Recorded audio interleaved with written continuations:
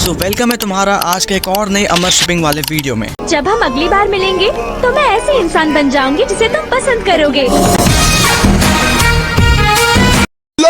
क्या तुम्हें सच में लगता है कि ऐश और सेरेना का फ्यूचर में कोई मैरिज होगा? बिकॉज पोकेमॉन XYZ सीरीज से ही तुम ऐश और सेरेना के बॉन्ड को जानते हो, और अगर ये सीरीज आई ना होती तब तो कोई शक ही नहीं था कि सारे लोग मिलकर ऐश की शादी या तो मिस्टी से कराने की सोचते या फिर डॉन से। बिकॉज एवरीवन नोज कि सेरेना ने ऐश को अपनी रोमांटिक फीलिंग दिखा दी है, क्योंकि कंसल्टेशन करना इन दोनों के बस की बात तो थी नहीं, तो इन दोनों निबियों का तो कोई चांस नहीं बनता ऐश पर। बट तुम ऐश सेरेना के रिलेशनशिप को बस उतना ही जानते हो जितना कि उन्होंने पोकेमॉन XYZ सीरीज में दिखाया है, एंड इतना काफी नहीं है इन दोनों के मैरिज के लिए। मैं बता रहा हूँ, बेसिकली मैं पोकेमॉन के बिहाइंड द सीन्स एंड कुछ सीक्रेट इंटरव्यूज की बात कर रहा हूँ। बट क्वेश्चन रेज होने का सिलसिला अभी खत्म नहीं होता, क्योंकि रैशनली अगर तुम देखो तो तुम्हें ये मिलेगा कि सेरेना और मिस्टी दोनों को ही ऐश की फिक्र है, लेकिन पोकेमॉन सीरीज के रोमांटिसिज्म में मिस्टी सेरेना का सामना नहीं कर सकती, और इसके पीछे का रीजन तुम्हें आगे पता चलेगा, टाइम में नहीं वीडियो में। एंड बहुत सारे पोकेमॉन फैंस को ऐश और सेरेना का रोमांटिक रिलेशनशिप इसलिए पसंद नहीं आता क्योंकि ये दोनों एज में बस 10 साल के ही हैं। बच्चों का रिलेशनशिप थोड़ा वियर्ड लगता है, राइट? और अगर ऐश फॉरएवर 10 साल का रहता है तब तो कोई चांस ही नहीं है कि ऐश की लाइफ में कोई मैरिज जैसा इवेंट भी होगा। अब तुम लोग में से कुछ बोलेंगे कि जब ऐश सीरीज में रिटर्न हो ही नहीं रहा तो तू इनके मैरिज पर बात क्यों कर रहा है जब ऐश आ ही नहीं रहा? तो मैं उनसे कहना चाहता हूँ कि कुछ भी बोलने से पहले मेरी ये वाली वीडियो देख लो।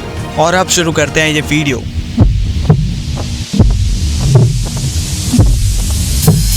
ऐश सेरेना के मैरिज तक बात पहुंचने से पहले ऐश की एक्स गर्लफ्रेंड को ठिकाने लगाना बहुत जरूरी है। ऑफ कोर्स मैं मिस्टी की बात कर रहा हूँ, क्योंकि इसके जिद्दीपन को देखकर लगता नहीं कि ये ऐश के पास दूसरी लड़की को आने तक देगी।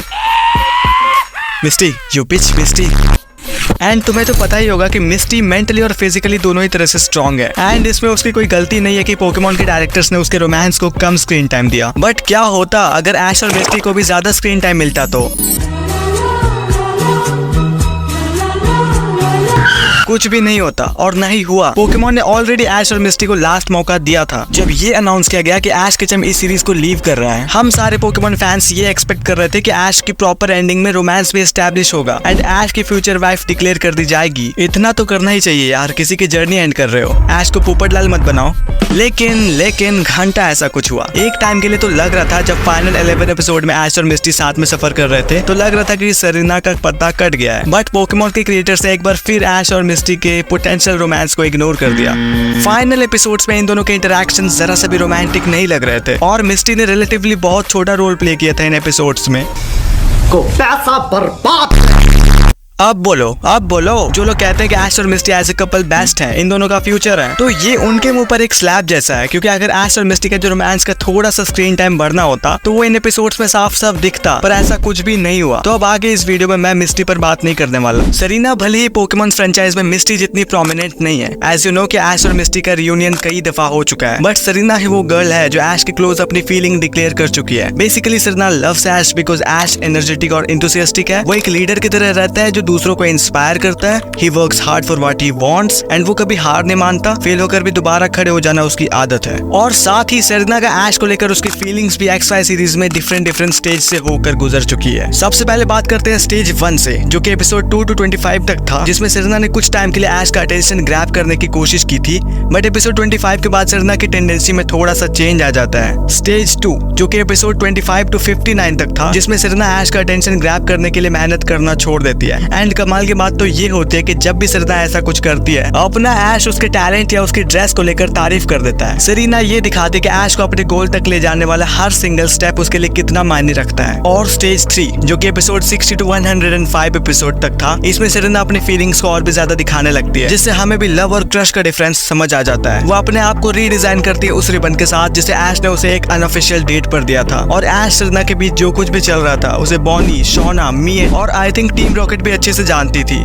तो गाइज सब ऐश की तरह बुद्धू नहीं होते हैं। एंड स्टेज 4 जो कि एपिसोड इतना से इतना तक था, जिसमें बॉल रूम डांसिंग पार्टी वाला सीन तो सारे ही अच्छे से जानते होंगे। इसमें या तो ये कहे कि सेरेना की सिचुएशन ही साथ नहीं देती है, या फिर ये कहे कि वो ही हिम्मत नहीं कर पाती into asking Ash to be her date. Instead Clement को सेरेना का डेट बनना पड़ता है, और सेरेना मिएट की तरह बेशर्म या खोले दिल वाली नहीं है जो कि इतनी आसानी से कन्फ्रंट कर दे। एंड स्टेज 5 जो कि एपिसोड 128 से एंड तक था, जिसे कॉम्पेनियनेट लव कहना ज्यादा बेहतर रहेगा। अब मैं बताता हूँ कैसे। पहले तो तुम इसका मतलब समझो, ये एक्चुअली उस तरह की फीलिंग होती है जिसे कपल्स फील करते हैं। आई थिंक सारे पोकेमॉन फैंस अब बड़े हो गए। तो ये कॉम्पेनियनेट लव किसी भी रोमांटिक लव का स्ट्रॉन्गर वर्जन होता है। अब मैं तुम्हें एग्जांपल देकर समझाता हूँ। तो जब ऐश ब्लिज़र्ड में अकेला था तब सेरेना को उसकी सेफ्टी की ज्यादा चिंता थी, इवन पिकाचू से भी ज्यादा। जब कालोस लीग चल रहा था तब सेरेना के ऐश के टॉप रैंक आने पर ज्यादा विश्वास था उसके सारे दोस्तों के कंपैरिजन में। इन शॉर्ट सेरेना में ऐश के लिए जो फीलिंग्स है वो सिर्फ ऐश किस तरह का पर्सन है इसके लिए, ना कि उसके लुक्स या वर्ल्ड चैंपियन के टाइटल के लिए। एंड किसी भी लॉन्ग टर्म रिलेशनशिप के लिए इन्हीं चीजों की जरूरत होती है। अब अगर तुम्हें नहीं पता कि ऐश की तरफ से हाँ है या ना, तो मेरी ये वाली वीडियो भी लगे हाथ देख ही लो।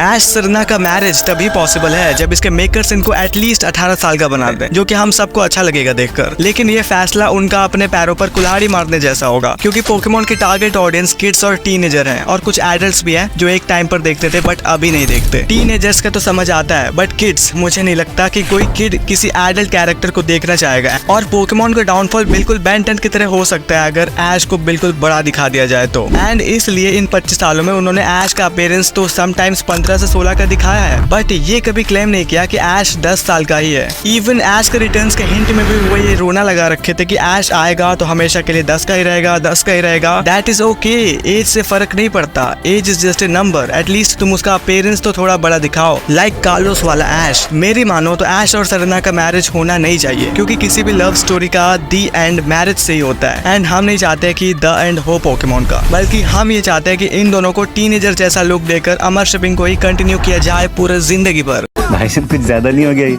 मतलब कुछ भी। हाँ मुझे पता है ऐसा पॉसिबल नहीं है, बट सोचने में क्या जाता है। एंड एक और बात, ज्यादा मजा इसी में है। एंड अब वीडियो का ये पार्ट सबसे ज्यादा इंपॉर्टेंट होने वाला है, तो इसे मिस मत करना। जैसा कि हम सबको पता है कि जापानीज सिटीजन्स में 80-85% को इंग्लिश नहीं आती है, एंड ये लोग इंटरव्यूज वगैरह सोशल मीडिया से कट ऑफ रहते हैं ज्यादातर टाइम। दैट्स व्हाई हमें बिहाइंड द सीन्स और कुछ सीक्रेट्स पता नहीं चल पाते पोकेमॉन के। बट एक इंटरव्यू में गैरी ओक के जापानीज एक्ट्रेस यूको कोबायाशी ने कुछ हिंट्स देने की कोशिश की थी। जब उनसे पूछा गया कि पोकेमॉन के मेल कैरेक्टर्स के पार्टनर्स कौन होंगे, तब वो कहते हैं कि मैं ये कह नहीं सकती, लेकिन ऐसा लगता है कि वो बहुत खूबसूरत होगा। वो ऐसा होगा जिसे आप जान जाएंगे अगर आप देखेंगे। और आगे वो कहते कि सुनो, कोई ऐसा जिसने ऐश को इंस्पायर किया है और आगे भी इंस्पायर करेगा, तुम कर सकते हो वाले रवैये से। एंड ट्रांसलेटर अपना नोट भी छोड़ता है ये पूछते हुए कि किसी लड़की ने ऐश को कभी हार मत मानो कहकर इंस्पायर किया है, और वो पोकेगर्ल है सेरेना।